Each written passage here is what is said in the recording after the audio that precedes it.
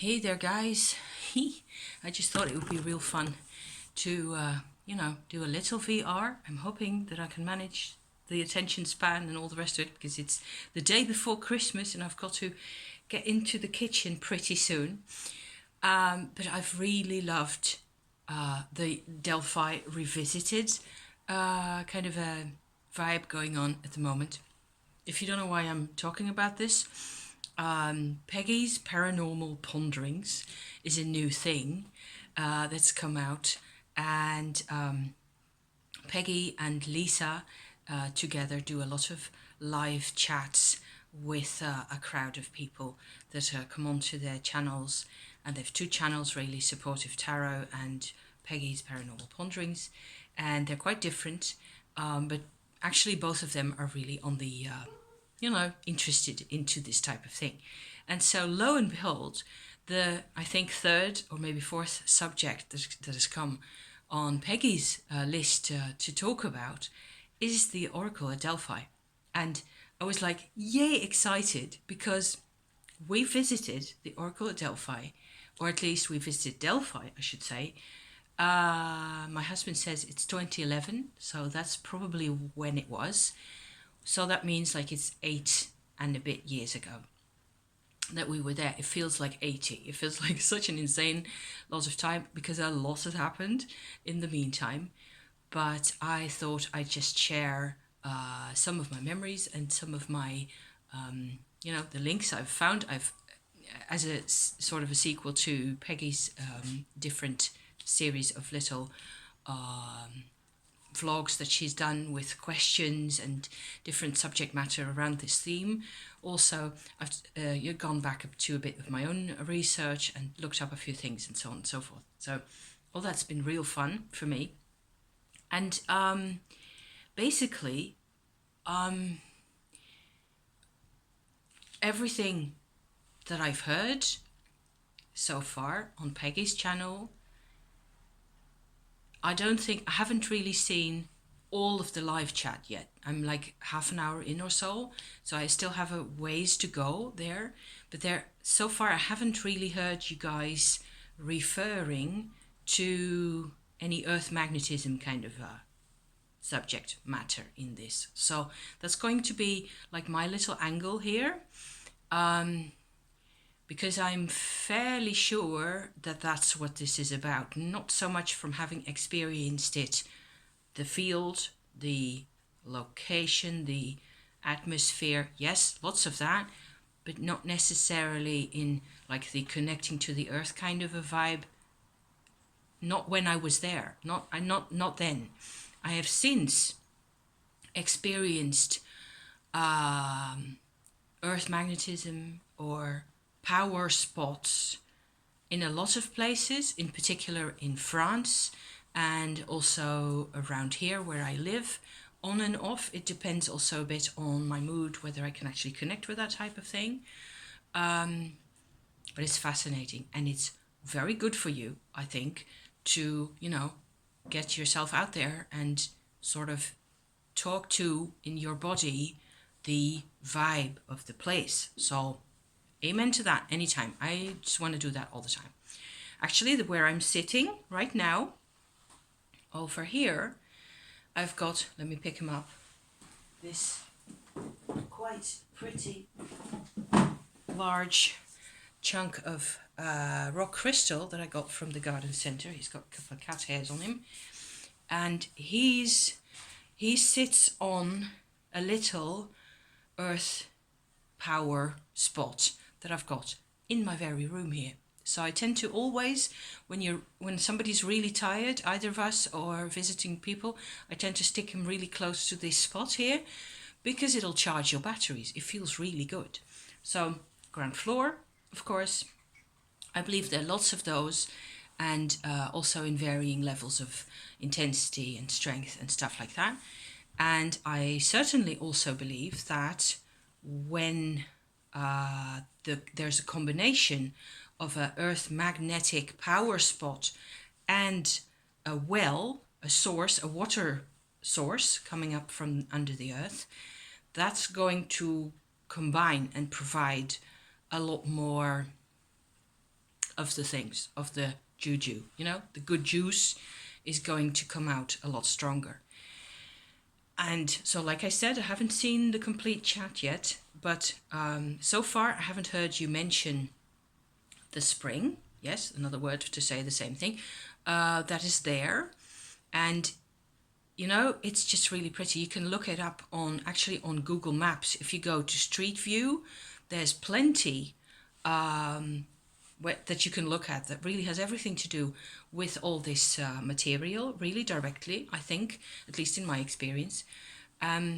What it looks like is that Delphi itself is actually a smallish village sitting on the side of a fairly steep mountainside like that. And there's a fairly little road, I would say, certainly to you American guys, what you're used to, a little road going hairpinning, you know, back and forth across the hillside all the time, and that ends up on the one end of the town of Delphi, goes through it, and sort of comes out the other end, you know, as per the norm, more or less. What happened? Let me tell you first how I got there. My husband and I spent, I think it was a week or maybe 10 days in Athens on a holiday in the early springtime on around his birthday, 23rd of March, I think it was. So, I mean, I know that's his birthday. Yes, there are certain things that are certain in life. One of them is his birthday. And this was in 2011, so it was a really difficult time for my husband. He had, a lot of financial worries. For both of us, we were actually living in a house that was way too expensive for us. We had all sorts of things, you know, elbowing us down into the floor, basically, with worry. And we had also quite a hard time communicating and back and forth. I'm always a talker. I've always been really a great deal a talker, but I cannot do all the talking by myself. You have to, also have somebody bringing it sometimes, the more, the better, actually. And I tend to fill up the silence with chatter by myself, as you can tell, maybe. But you cannot go on doing that forever. So there's been a whole lot of development since then. But actually, my husband also remembers it, the visit to this place, and it's about, I don't remember exactly how far it is, maybe 100 kilometers or something. I can look that up really easily. From Athens to Delphi, to the town of Delphi. And I'd, of course, been obsessing. I think it's basically the reason we went to Greece in the first place. We'd never been to Greece, either of us. He had been in the country one time way up north coming from Macedonia, one time for I think a couple of hours or maybe a day or so, and that was it. And that's a completely different story, and it has nothing to do with either Athens or Delphi. And so I was obsessing over the Oracle of Delphi back then, and I'd been, kind of all about the Greek goddesses and Hecate and Persephone and all that, and bay leaves and cypress trees and olive trees and love, love the things all over. So hence the also fairly complicated, because it was a flying vacation from our place where we used to live back in the day. So you had to take an airplane from Amsterdam to Athens. We had booked a really nice hotel. I think it was even fairly affordable in the old center of the town. And we just, visited the center of Athens and the Parthenon and all that. It was really, really good. And then we rented a car for, I think, 1 or 2 days. Maybe just even for one day. And we had to call them up to prolong the rent period. Because what happened is we got there finally, and like it was 100 kilometers or so thereabouts, something you would consider doable in a day in where I am now, with highways and stuff. But it turned out that it wasn't all highways. It was quite little streets, snaking along the mountainside quite a bit. So it took us longer to actually get to Delphi. It was gorgeous, the beautifulest ride you can imagine, with great views over the sea and hills and all that, endless, so lovely. But by the time we got to Delphi, we were kind of getting a bit squeezy in the head and kind of flat.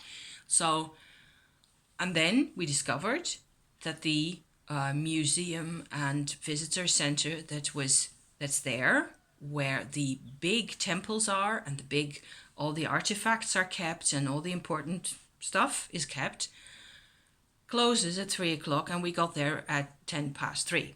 So we went like, oh no, you have to be kidding. We did all this driving, crazy traffic and all that, getting out of Athens. And okay, we both had a driving license, but since then I've learned also to drive more and not let my husband suffer in the driving seat too much, because he can drive just fine, but he doesn't like it when it's all very busy and all the stress and all that.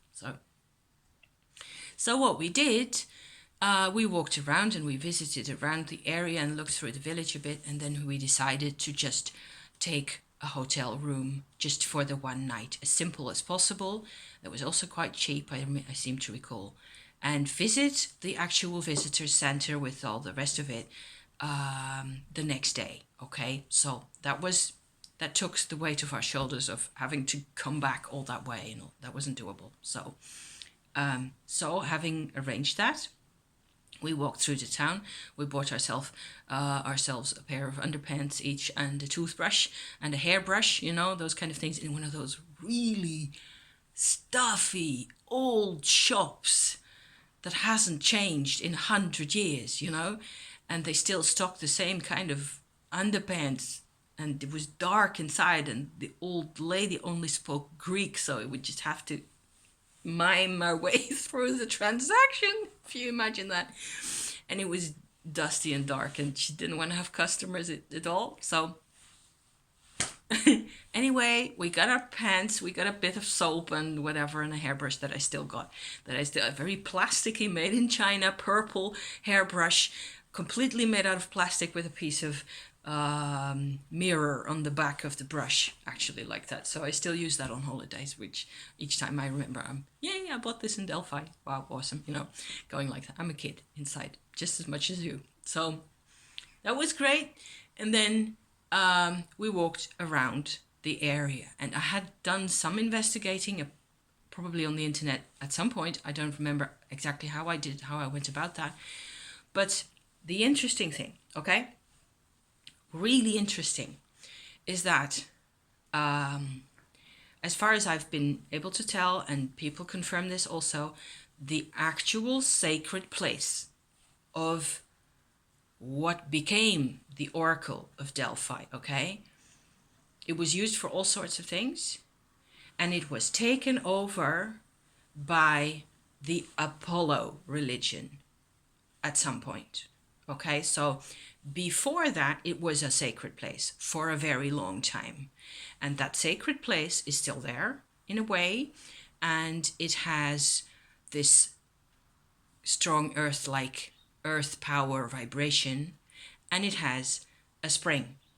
The spring is called the Castalian spring, Castalia with a C or a K, depending on your spelling.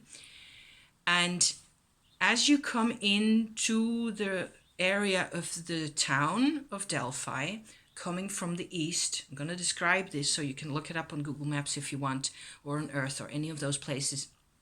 Look it up for yourself. There is a kind of not really a hairpin bend, but like a sharpish bend, about half a mile or so east outside of the town of Delphi. Maybe even just a couple of 100 meters, like half a kilometer or so, not much more than that. In the exact bend of the road is the spring, and it's paved around really prettily. They made a couple of walls, and there's old shrines and old locations of shrines that are empty now in the hillside, and there's a couple of trees growing around the spring like that, and you can still go in and, I suppose, drink the water if you want. And I suppose we did that. I don't really remember that all very, very clearly. So, but I know much more about this kind of stuff now, and I would relate to the place much stronger and in much more detail now if I went back there. So it is quite likely that we are going to go back there at some point or other, because it's got to happen.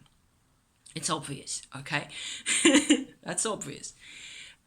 So if you look at the map from on the other side of the same road, okay, going downhill a bit from the spring site, there's a series of old little temples and ruins of temples and ruins of like a gymnasium, kind of a.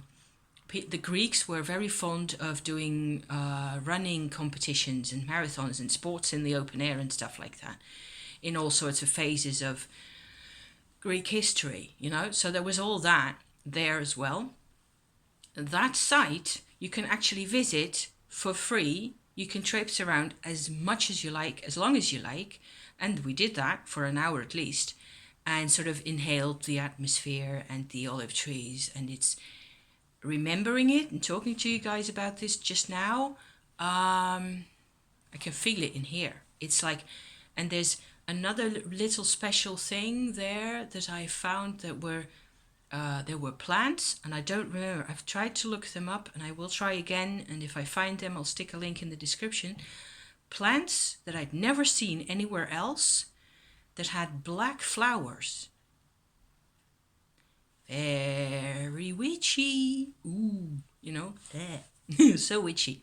So I'm gonna have another go at that to try and find those as soon as I've got my kitchen business started up, because that will need to simmer. I found those. We found those in that location. So this is a separate like a sacred precinct. There's just one little fence that you can just basically walk in. You know, there's nobody around. It looked like they made like a little lemonade shop or something on the Google Maps site. If you go there, it's really close to the spring. It's really like on the other side of the road like that, and it goes downhill a bit. And that's called the Athena Pronaia site. So it doesn't have really necessarily anything to do with Apollo. The next day, after our night in the hotel, and I don't remember what we had for dinner. We managed to have dinner somewhere because there's always places you can go have something to eat, really simply, I think. We visited the actual visitor center. Before that, I just want to share one beautiful memory that I have opening the window. The sun was shining into the room because it was facing east. It was early morning, fairly early. And I looked out and it was snowing. There was like little bits of snowflake passing through in front of us in front of the window like that.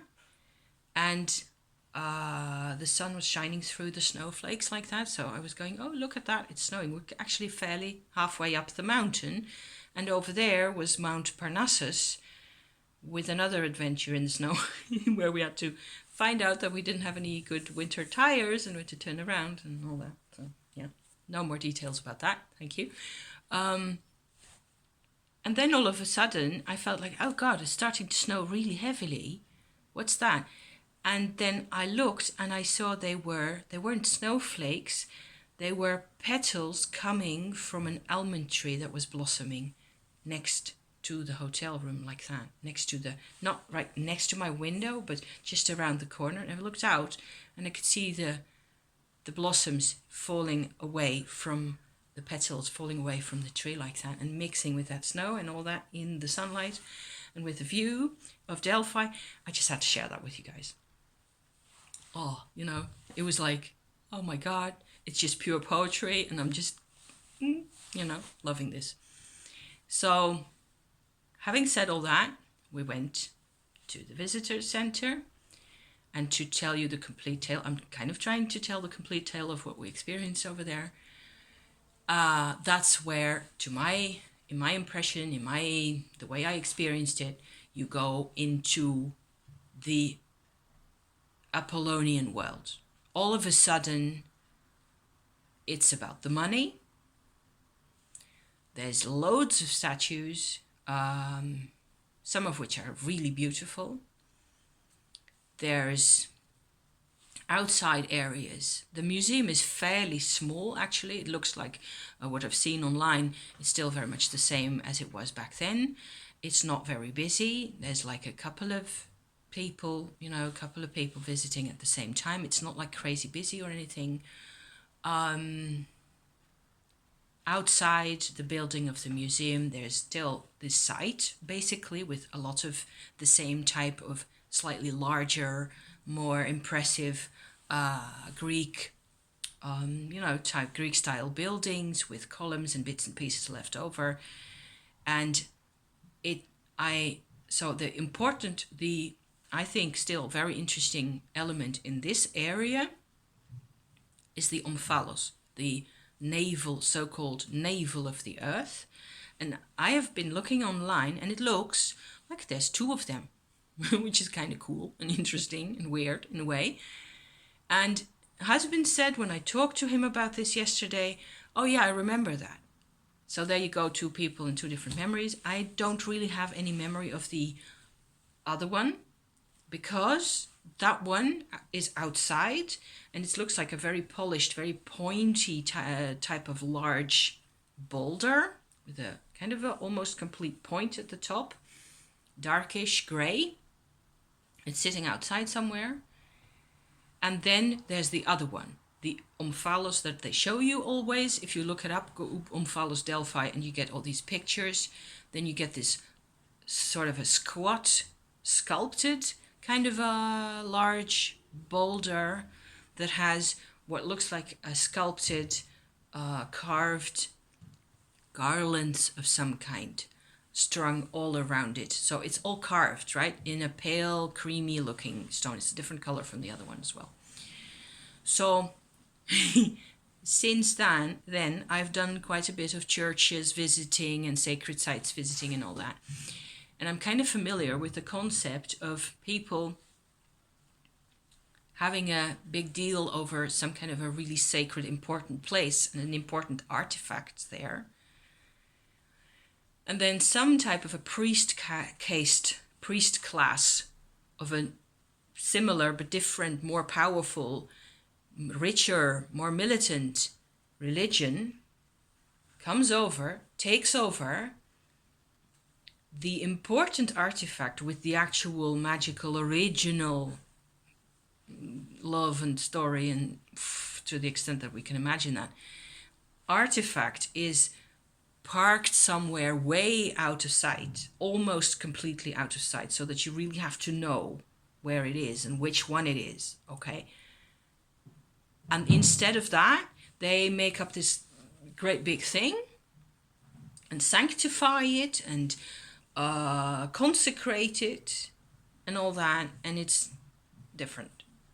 Everything is very different suddenly. And the only thing I remember about this omphalos, the new one, so the other one, okay, that's in pride of place in the museum, in the middle, right there. Look how important this all is as I was getting close to it, and I had no sensitivity to vibration or energies or fields or crystals or earth business or any of it at the time. I was just the old me, you know?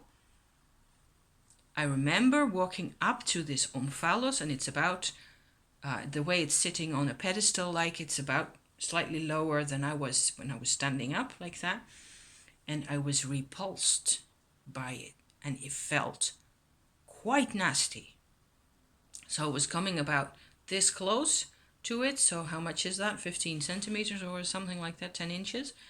And I went like, oh my God, this feels bad. I'm out of here. And I went like a 180 and out the door.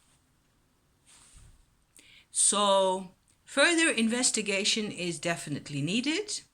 It sounds like I am going to go back to Delphi at some point. I'm going to sit and hug my rock crystal for a bit to comfort us both from having to go through all that again. It was like that thing had bitterness in it and resentment, and that's just me dragging up that memory again and looking at it with my eyes that I have today, the inside eyes, the eyes that perceive all these things, you know? So that was that. And I was deeply impressed, and I still am deeply impressed with the experience after the fact, basically, of a site of power being taken over by some type of a ruling clan of whatever they were, priests or people. And so I have a hard time taking all the Apollonian business, the Apollo religion business seriously. I'm not completely sure of the Sibyls and the oracle, the actual oracle process as it has been described. I think it's fascinating to see. What I'm thinking now at this very moment is, okay, so these women and these people who were involved in the process of talking with the earth back then, they managed actually to find a way to make their system stay alive. Peggy said a few things about that as well. And the priestess, the Pythia, okay, the actual Sibyl, had to be over 50, which is something I didn't know. So I learned quite a number of things from Peggy's things. And I'm going to go back to the live chat. As I go to the kitchen, I'm going to go back to the live chat and listen to the rest of it. So, yeah, it's really interesting to think about, again, how they managed to keep themselves alive, to keep their show on the road, you know? In hard times, in what I must assume were hard times. In one of those shops that were closed in the afternoon that we went when we were looking around the village a bit, I saw these really old prehistoric earth goddess little figurines for sale as well. And now, of course, I wish I'd gone back there and bought me some, because then I could show them to you. But they're like a type of clay pottery goddess in all sorts of sizes and shapes. These had like black and white patterns, like zebra type patterns, chevrons all over them. They were, of course, made for the tourists, but that's the type of old earth goddess that I'm most interested in myself. There's loads more of that. There's hundreds and hundreds, thousands of pottery artifacts found all over the world. So a lot more can be said about that. Thank you for listening to me talk and reminisce about Delphi. It's an amazing memory, and it's a different kind of a country, and I suppose what with things having improved in our household quite a bit recently, and also slightly less recently, it's definitely worth thinking about that we are going to go back there at some time. But it takes a bit of planning, and it's expensive with airplanes, and I don't really, I don't know. Anyway, happy Christmas to all of you, and, talk to you again soon. Bye-bye. Thank you for watching.